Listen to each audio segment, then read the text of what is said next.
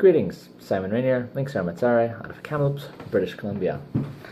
Norse mythology tells us that the dwarves Fjalar and Galar, pardon for the pronunciation, slew the god Kvasir, who was the wisest of the gods, and used his blood to make the mead of poetry, a honey wine that would grant whoever drank it great powers of oration,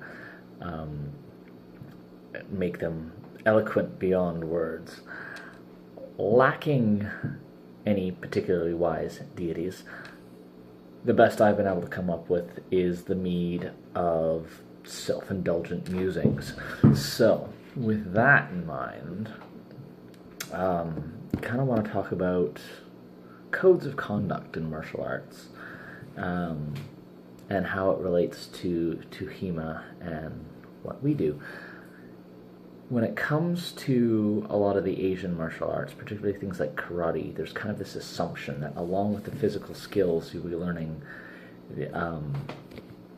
how to comport yourself, how to be a fine, upstanding citizen, and discipline and respect and all that fun stuff. One of the major selling points for kids is personal growth and not just learning to beat each other up. And I think that's an important key of martial arts. There's a guy on YouTube, Ramsey Dewey, who in one of his videos made a point that what defines a martial art is you are in some way bettering yourself. And I think that's something that's definitely worth, if not necessarily treating as gospel, something worth thinking about. When it comes to historical European martial arts, a lot of what we do is swordplay, and the sword is, as near as I can tell, the only tool ever invented for the sole purpose of ending another human life. And to me, that's kind of a big deal. And if I'm missing something, if there's another thing out there that does it, I'd be happy to hear about it. At the very least, I am virtually certain that it is the first tool designed solely for that purpose. And yes, there are hunting swords and whatnot, but those are enough of an outlier that I feel comfortable enough ignoring them for the purposes of this. So, with that uniqueness, there comes, I feel, a responsibility. And we, rather than trying to make up a code of conduct or a moral system that can be taught from scratch, it's far, far better to rely on greater minds than mine. And the obvious solution would be the code of chivalry. We practice knightly arts. It would make a degree of sense to use a knightly code to go along with it. That raises some problems, though. Not least of which is a lot of really good scholarly opinions seem to conclude that chivalry was never really a thing as we think of it. It was an invention of later period writers and poets. And when we think about chivalry and the practices of honor and loyalty and all that, probably wasn't practiced in the way we would like to think. And I, for one, am not a fan of historical revisionism to that level. When you look at actual written down codes of chivalry, a truly vast amount of these codes consists of obey God and your liege lord, and loyalty's a good thing. Piety can be a good thing. I would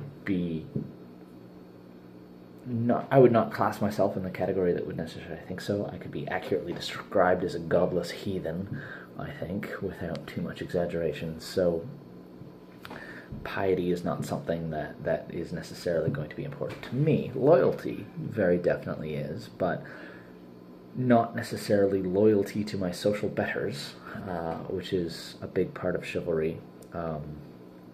the original codes of chivalry, and a large portion of these codes seem to be, this is who you're allowed to pick on, and this is who you have to listen to. So, and I'm grossly oversimplifying things, and I apologize if I'm destroying anyone's idea or angering anyone for doing this, but it is my feeling that the Code of Chivalry is not the way to go. So what does that leave us? Honestly, not a lot. If we're looking at to pull texts from the time in which we're practicing from. For myself,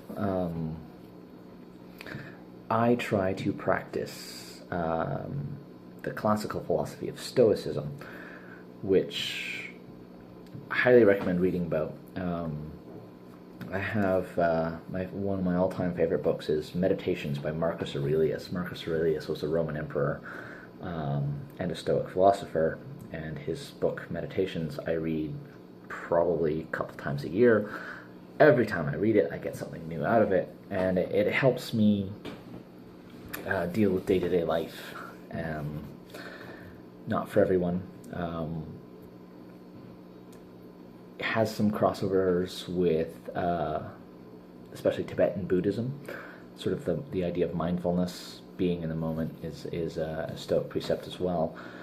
And there's other things. I'm not going to get too deeply into it yet. I might save that for another video, and I actually have some information prepared on comparatives and whatnot. But for now, accept the fact that they're similar. For me, thank you. Self-indulgent musings, right? So, now Stoicism for me does have some relevance. We're not taking a totally foreign code, like, for example, the Japanese equivalent of chivalry, Bushido, which I'm not an expert on, so I can't really comment on, but or taking philosophies from other areas of the world. We're sticking in Europe, which, I don't know, it's not that important, but there are cultural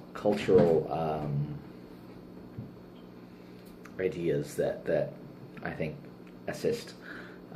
One of the interesting things when you look at sort of the later Renaissance books is, in the Renaissance they became fascinated with classical literature.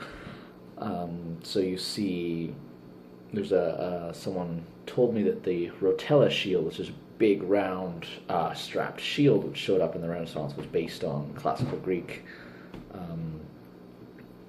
shields, the hoplite shield and whatnot. Whether or not that's true, who knows, but it makes sense. So, trying to get back on topic a little bit, I feel it is important to at least have an undercurrent of a code of conduct. I bring a lot of Stoic ideals into it, the ideas of prudence, temperance, fortitude, justice. Again, talk about that later.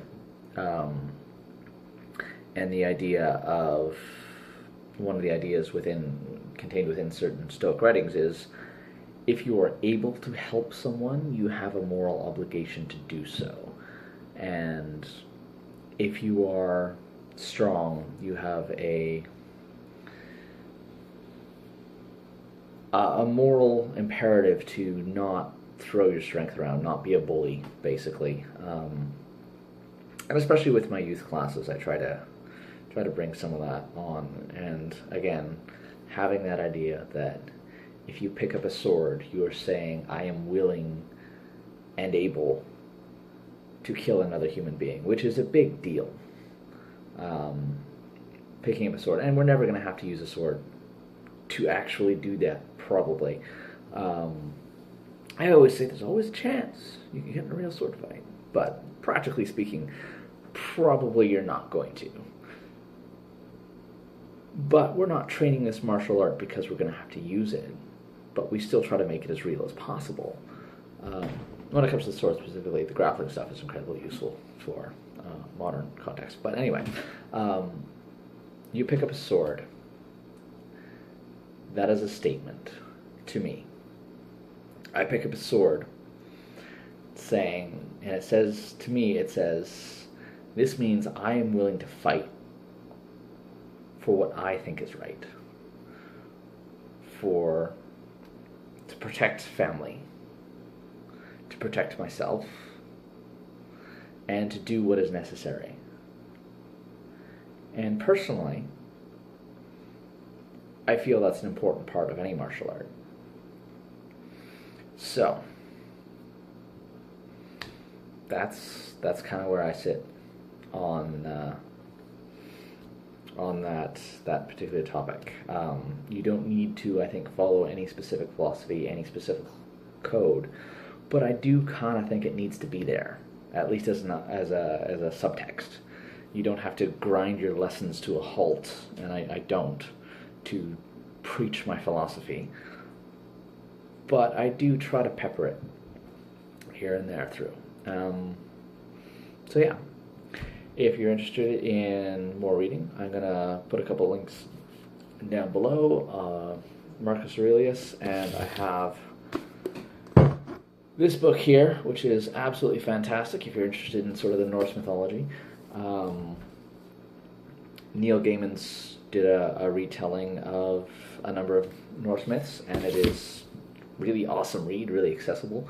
And I am in love with Neil Gaiman as a writer, so I will always recommend his stuff. And yeah, that's it for now. Cheers.